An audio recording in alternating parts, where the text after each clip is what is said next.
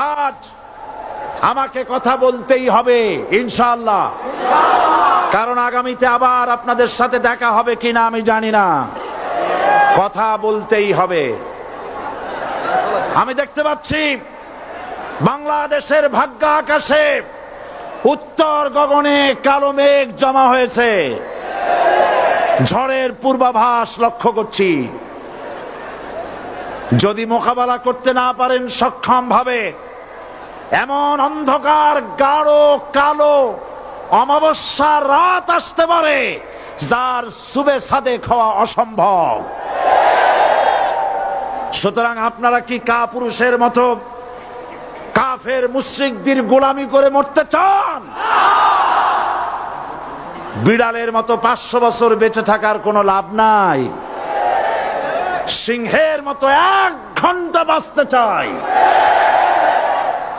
আমাদেরকে বলা হয় সাম্প্রদায়িক উস্কানিমূলক কথা নাকি আমি বলি। পত্রপত্রিকা দিছে না তারা? সাম্প্রদায়িক উস্কানি কথা, সাম্প্রদায়িক উস্কানিমূলক কথা বলি। সেই জন্যই বোধহয় শত শত মুসলিম আমাদের কাছে এসে মুসলমান হয়।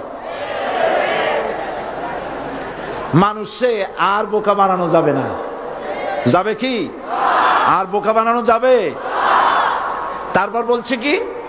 এরপরে বলছে আমাকে বলছে রাজাকার।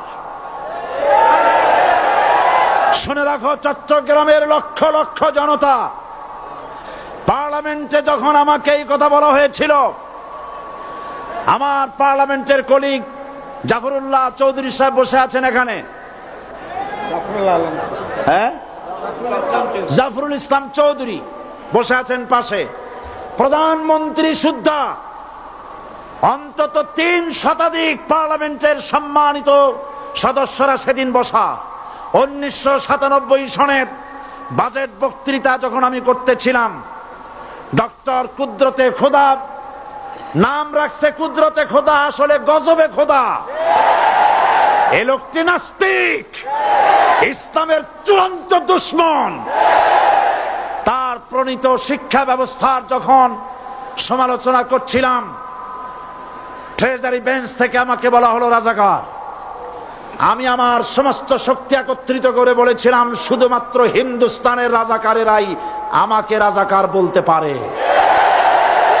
আমি বলেছিলাম 1973 সন পর্যন্ত আমি বাংলাদেশের কোন রাজনৈতিক দলের নেতা এবং কর্মী ছিলাম না। আমি রাজাকার নই। আমাকে রাজাকার বলে যদি তাকেও প্রমাণ করতে না পারে 10 কোটি টাকার মানহানি মামলা দায়ের করব। আমার এই বক্তব্য সারা দুনিয়া শুনেছে। পার্লামেন্টে আমার এই বক্তব্য রেকর্ড হয়ে আছে। সেদিন 3 শতাধিক পার্লামেন্ট মেম্বারের কেউ আমার চ্যালেঞ্জ গ্রহণ করেন নাই। যে কোনো ব্যক্তি পার্লামেন্টে গিয়ে আমার বক্তৃতা দেখে আসতে পারেন। এরপরে 1997 সনের 7ই অক্টোবর দৈনিক জনকণ্ঠ পত্রিকা যখন আমার বিরুদ্ধে লিখলো, সেই পত্রিকায় সাইদির ওপেন চ্যালেঞ্জ 8ম পাতা, 1997 7ই অক্টোবর, এত বড় 2 কলমে হেডিং। সেখানে আমি বলেছি বাংলাদেশের সকল সাংবাদিক, গোয়েন্দা বিভাগ, বাংলাদেশের সকল বুদ্ধিজীবীকে আমি আমার পিরোজপুরে আমন্ত্রণ করছি। আমার উপস্থিতিতে যদি কেউ প্রমাণ করতে পারে বাংলাদেশের স্বাধীনতা যুদ্ধের বিরুদ্ধে আমার কোনো ভূমিকা ছিল, সজ্ঞানে স্বেচ্ছায় জাতীয় সংসদের সদস্য পদ থেকে পদত্যাগ করব।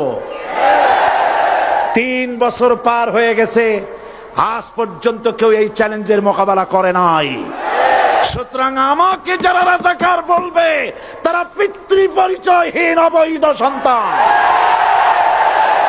1971 সনের, শোনো মুসলমানেরা, 1971 সনের কোন কাদা সাইদির গায়ে লাগে নাই। আমাকে রাজাকার বলে জনগণ থেকে বিচ্ছিন্ন করবা। জনগণ থেকে আমারে বিচ্ছিন্ন করা যাবে না, কারণ এই জনগণ আমার জন্য আসে না। এই জনগণ আসে আল্লাহর কোরআনের জন্য।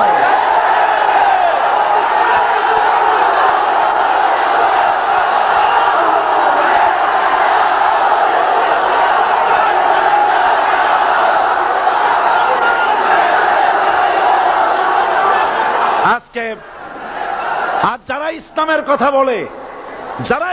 কথা বলে, তারাই রাজাকার, তারাই মৌলবাদী। মৌলবাদী বললে আমরা অসন্তুষ্ট হই না, কারণ মৌলবাদী শব্দটা আসছে মূল থেকে। মৌল শব্দ এসেছে মূল থেকে। মূলবাদী তার মানে যারা মূলে আছে। মূল হলো কোরআন, মূল হলো হাদিস, মূল হলেন আল্লাহ, মূল হলেন আল্লাহ রসুল। আমরা আছি মূলে। এখন বলেন তো মূলের শক্তি বেশি না আগার শক্তি বেশি? আমাদের যারা মৌলবাদী বলে ওরা হলো আগাবাদী। মূলে আছে কত কোটি? 12 কোটি। মূলে আছে কত কোটি? আর আমাদের যারা মৌলবাদী বলে ওই থাকো গাছের আগায়, আমরা মূলে।